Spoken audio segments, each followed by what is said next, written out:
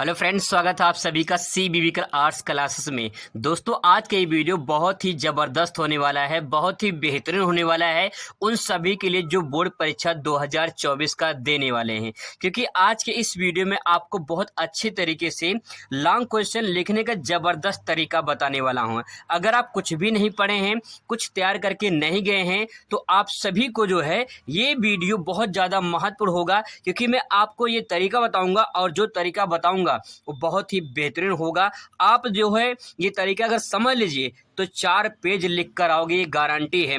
आप कुछ भी नहीं पढ़े हैं, कुछ तैयारी नहीं हुई है, इसके बावजूद भी लॉन्ग क्वेश्चन को आप अच्छे तरीके से 4 पेज में लिख कर आओगे। लॉन्ग क्वेश्चन जो होता है वो 3 से 4 पेज में लिखना होता है, तब जाके आपको पूरा नंबर मिलता है। लेकिन दोस्तों, आपको बिना पढ़े आप अच्छे तरीके से लिख सकते हैं, जो तरीका मैं आपको बताने वाला हूं। चलिए शुरुआत करते हैं। और यहाँ पे देख लीजिए, आपको 100% सही सटीक जानकारी मिलेगी।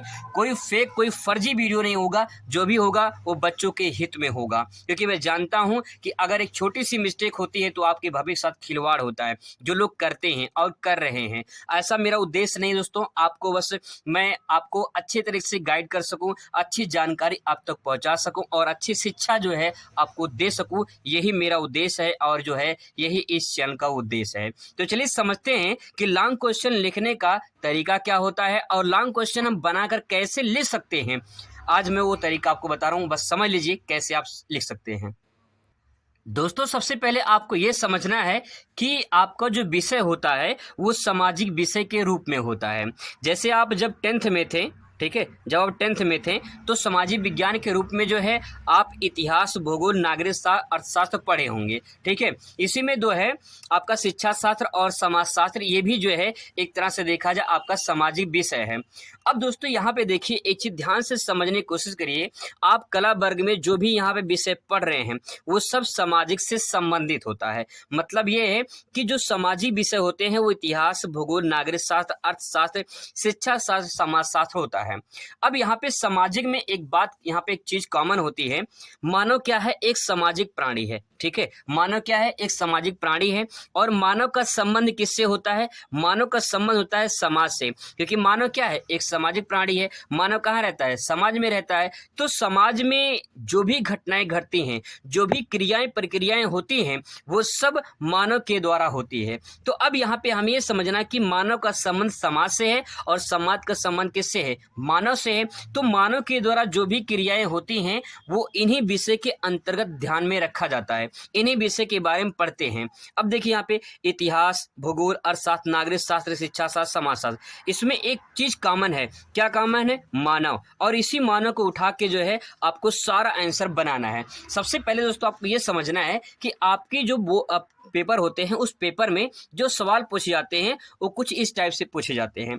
आज क्वेश्चन में जैसे कि आपसे कारण पूछा जाएगा, कारक या कारण बात एक ही होता है। ठीक है, इसके बाद दोस्तों आपसे पूछा जाएगा विशेषता या लक्षण, एक ही बात होता है।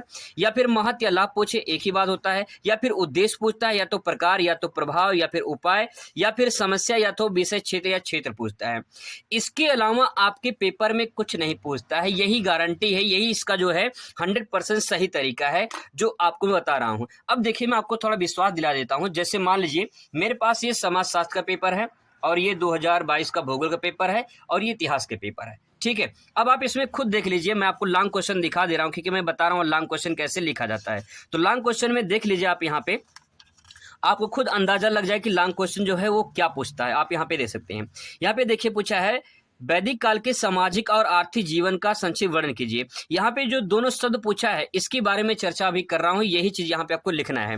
यहाँ पे देखिए हड़प्पा शब्द क्या पूछा है? विशेषता पूछा है। मैं ही आपको बता रहा हूँ कि जो आपके पेपर में पूछे जाते हैं वो ज्यादातर क्या पूछे जाते हैं? या तो विशेषता पूछे जाते हैं, या तो कारक, या तो कारण पूछे जाते हैं। तो देखिए विशेषता मिल गया, यहाँ पे देखिए विशेषता पूछा गया है। इसके बाद देखिए यहाँ पे आगे देखिए, भक्ति आंदोलन से आप क्या समझते हैं? भक्ति आंदोलन की पूर्व विशेषता क्या पूछा है? विशेषता पूछा है। ठीक है, यहाँ पे देख लीजिए, यहाँ पे देखिए क्या पूछा है? असफलता के क्या पूछा है? कारण पूछा है। ठीक है, यही देखिए सब कुछ यही पूछता है जो मैं यहाँ पे लिखा हूँ। आगे देख लीजिए और देख लीजिए ताकि आपको विश्वास भरोसा बना रहे और आप अच्छे तरीके से प्रेजेंट कर सके। यहाँ पे देख लीजिए क्या पूछा है। यहाँ पे देखिए सिद्धांत लिखिए और भारतीय समाज पर इसकी प्रभाव। लास्ट में देखिए क्या लिखा है? प्रभाव पूछा है। ठीक है, तो यहाँ पे देखिए क्या लिखा है मैंने? ये देखिए यहाँ पे क्या पूछा है, प्रभाव पूछा है। आगे देख लीजिए, इसमें देख लीजिए मुगल के प्रांतीय प्रशासन की क्या पूछा है, विशेषता पूछा है। कुल मिला के जुला के दोस्तों देखा जाए तो आपको यही दिखाई देगा कि इसमें से यही सारे टाइप के क्वेश्चन यहाँ पे बनते हैं। ठीक है, अब ये देखिए, ये तो हो गया इतिहास का हो गया। आगे और देख लीजिए, भूगोल का देख लीजिए। ठीक है, इसका भी देख लीजिए ताकि आपको जो है विश्वास बना रहे कि क्वेश्चन किस प्रकार से पूछे जाते हैं।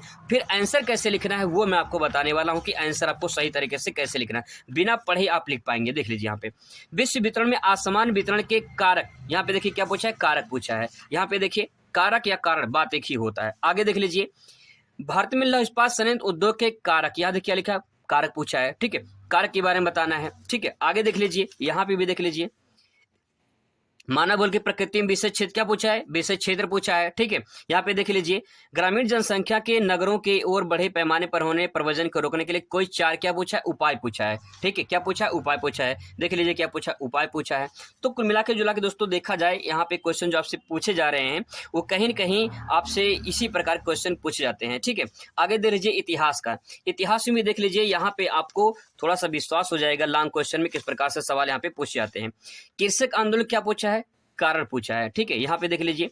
इसके बाद यहाँ पे देखिए जनजाति क्या पूछा है, यहाँ पे देखिए कारण पूछा है। ठीक है, आगे देख लीजिए, यहाँ पे संयुक्त परिवार की परिभाषा के लिए यहाँ पे प्रमुख प्रकार यानी कार्य पूछा है। ठीक है, आगे देख लीजिए, यहाँ पे इसमें देखिए क्या पूछा है, कारक, ये देखिए कारक पूछा है।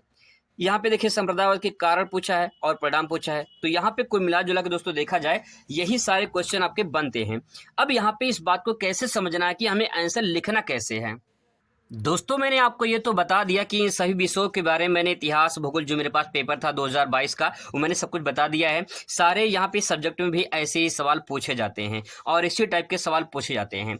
अब सवाल ये है कि इसका आंसर कैसे लिखेंगे, तो यहाँ पे थोड़ा ध्यान से समझने की कोशिश करना दोस्तों। यहाँ पे देख लीजिए, आपको आंसर यहाँ पे जो आपका क्वेश्चन पूछा जाता है वो क्वेश्चन आपका इस प्रकार से पूछेगा और आपको आंसर कैसे लिखना है। देखिए, जो मानव है वो क्या है, एक सामाजिक प्राणी है। तो मानव क्या है, सामाजिक से जुड़ा है, यानी सामाजिक, आर्थिक, राजनीतिक, धार्मिक, भौगोलिक, नैतिक और तकनीकी, इन रूप से जो है मानव कहीं न कहीं जुड़ा हुआ है।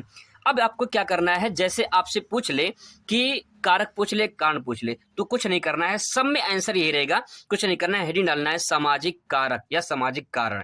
सामाजिक कारण हो गया, ये देखिए आर्थिक कारण, राजनीतिक कारण, धार्मिक कारण, भौगोलिक कारण, नैतिक कारण, तकनीकी कारण, ये हो जाएगा इस प्रकार से।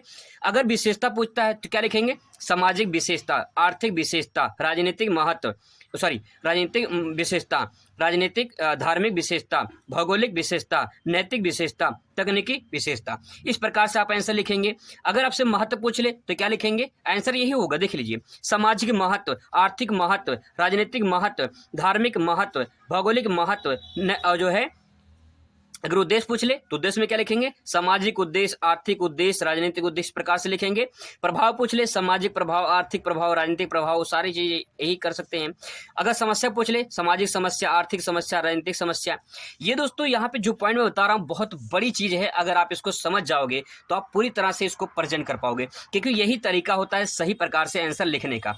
अब देखिए, आप कुछ नहीं पढ़े हैं, सामाजिक कारण में क्या लिखेंगे, इसमें क्या लिखेंगे, जैसे देखिए समाज में अगर मान लो कारण पूछा है, जैसे समाज हो गया यहाँ पे, तो समाज में कौन रहता है, मानव रहता है। तो आपको यहाँ पे मानव को उठाना है और प्लस आपको समाज, ये दो शब्द आपको उठाना है। ठीक है, ये आपको दो शब्द उठाना है और अपने सेंटेंस को बनाना है कि मानव समाज में रहकर उस क्रिया को करता है जो मानव की आवश्यकताओं की पूर्ति होती है। इस प्रकार से दो चार लाइन लिखेंगे तो आप सेंटेंस आराम से पूरा कर सकते हैं। आरती में देखिए, आरती में क्या लिखेंगे, मानव तो रहेगा ही क्योंकि मानव कॉमन है, इसमें मानव रहेगा। फिर इसके बाद यहाँ पे अर्थ है, अर्थ का मतलब क्या होता है, धन। अर्थ का मतलब क्या होता है, धन। धन का मतलब पूंजी या पैसा।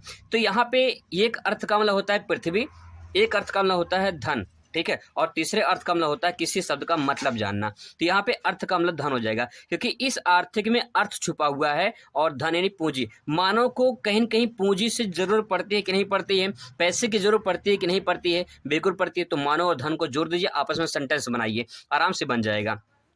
इसके बाद देखिए, राजनीति कौन करता है, मानव करता है, तो मानव कॉमन हो जाएगा। ठीक है, मानव कॉमन हो जाएगा। किसी भी सेंटेंस में, किसी विषय में इसको आराम से फिट कर सकते हैं, कोई दिक्कत नहीं है। मानव, अब यहाँ पे राजनीति आप जोड़ देंगे। मानव क्या करता है, राजनीति करता है। हर क्षेत्र में राजनीति होती है, सभी जानते हैं। ठीक है, अब देखिए धार्मिक, मनुष्य क्या होते हैं, अलग प्रकार के धर्म है, तो उन धर्मों के बारे में आपको बताना है। भौगोलिक कारण में क्या लिखेंगे, मानव कहीं की भूगोल से जुड़ा हुआ है, भौगोलिक रूप से जुड़ा हुआ है। मानव प्राकृतिक संसाधनों को उपयोग करता है और फिर वही प्राकृतिक संसाधन जो है मानव की आवश्यकताओं की पूर्ति करते हैं। अब उस प्रकार से कहीं न कहीं मानव भूगोल का संबंध हो जाएगा, ठीक है। नैतिक में क्या लिखेंगे? नैतिकता मानव के अंदर क्या है? नैतिक भाव है, नैतिक गुण है, नैतिकता का भाव है। तो यहाँ पे आपको नैतिक से मानव को जोड़ना है। तकनीकी, मानव विकास किसका कर रहा है? तकनीकी का। तकनीकी का विकास होगा, टेक्नोलॉजी का विकास होगा, तो कहीं न कहीं उस क्षेत्र में विकास होगा जो मानव चाहता है, ठीक है। तो इस प्रकार से आप जोड़ के अच्छे से सेंटेंस को पूरा अच्छे से लिख सकते हैं। यहाँ पे सारे विषय में, सारी चीज़ों में ये चीज़ आपका ऐड हो जाएगा और अगर इस प्रकार से आंसर आप लिखेंगे तो सभी विषय में आप अच्छे तरीके से नंबर प्राप्त कर सकते हैं और ज़बरदस्त तरीके से आप इसे आंसर को लिख सकते हैं। आई होप आपको ये वीडियो बहुत अच्छा लगेगा। अगर अच्छा लगता है तो आप जो है वीडियो को शेयर कर दीजिए। मिलते हैं नेक्स्ट वीडियो में। Thanks for watching.